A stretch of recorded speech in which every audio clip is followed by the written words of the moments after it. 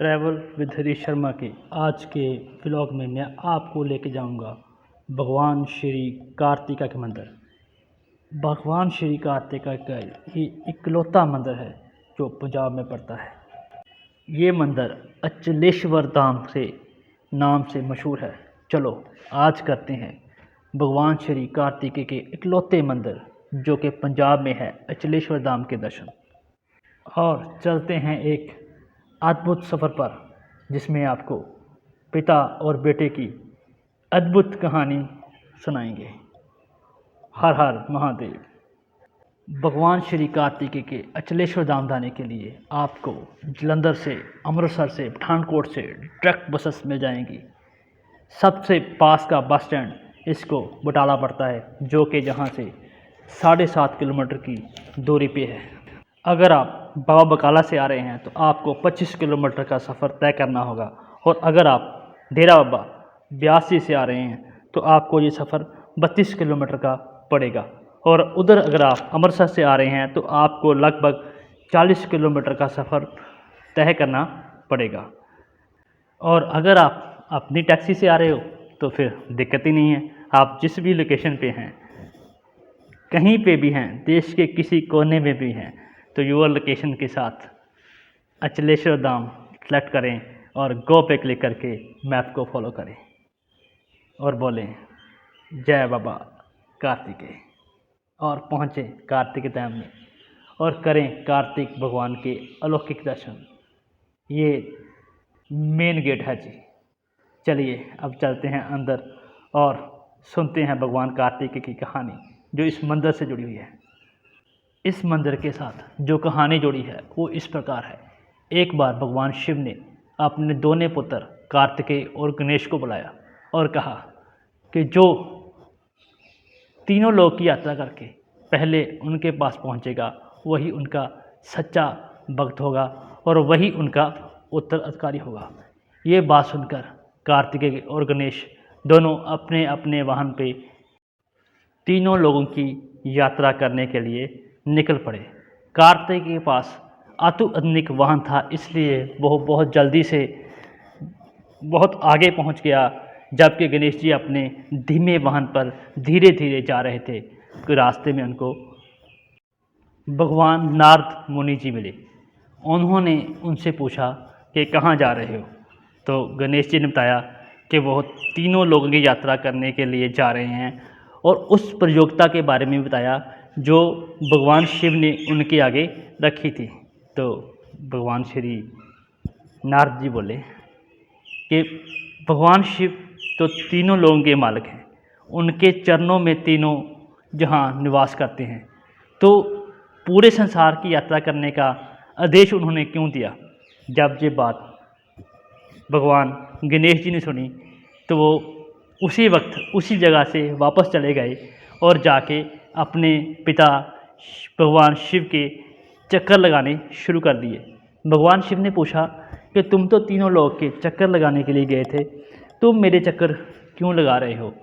तो गणेश जी ने बोला कि आप तीनों लोग के स्वामी हो और मैं आपका भक्त हूँ, आपका पुत्र भी हूँ, और पुत्र के तो तीनों लोग भगवान के चरणों में, माता पिता के चरणों में होते हैं, और जिसने तीनों लोगों के स्वामी के चक्कर लगा लिए उसको पूरे त्रिलोक के चक्कर लगाने की क्या ज़रूरत है। ये सुनकर भगवान शिव अति प्रसन्न हुए और उन्होंने उनको अपना उत्तराधिकारी घोषित कर दिया।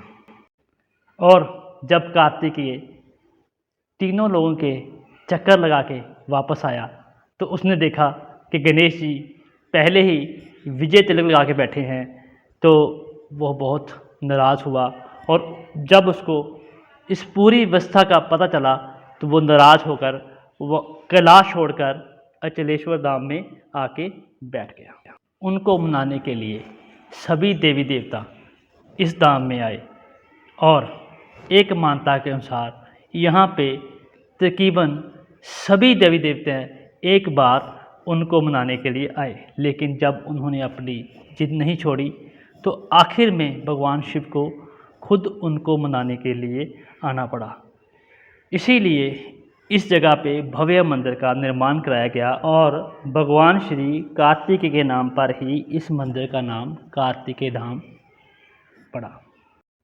जहाँ पे दो मंदिर हैं, एक भगवान कार्तिकेय का और दूसरा भगवान शिव का। इस मंदिर में सावन के महीने में भव्य मेला लगता है और श्रद्धालु दूर दूर से यहाँ पे भगवान शिव के और कार्तिकेय के दर्शन करने आते हैं। भगवान शिव का मंदिर एक सरोवर में बना हुआ है, जिसके चारों तरफ छोटे छोटे मंदिर बनाए गए हैं, जिनको देखने से, मात्र देखने से ही मन शांत हो जाता है। ये भव्य मंदिर भगवान शिव जी का, जिसके कि आप दर्शन कर रहे हो, बहुत प्राचीन मंदिर है।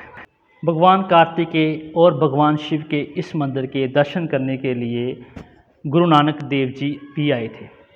गुरु नानक देव जी यहाँ इस मंदिर के बिल्कुल सामने ठहरे थे। यहाँ उन्होंने एक कीकर के पेड़ को बेरों के पेड़ में कन्वर्ट किया था। ये मंदिर के सामने ही एक गुरुद्वारा भी है। पहले ये गुरुद्वारा और मंदिर के बीच में कोई रास्ता नहीं होता था, मगर अब इस मंदिर और गुरुद्वारे के बीच में एक रास्ता बना दिया गया है और दोनों का मुख्य द्वार अलग अलग कर दिया गया है। अगर आप अचल धाम आएँ तो इसके ठीक सामने गुरुद्वारा श्री अचल साहब के दर्शन करना ना भूलें।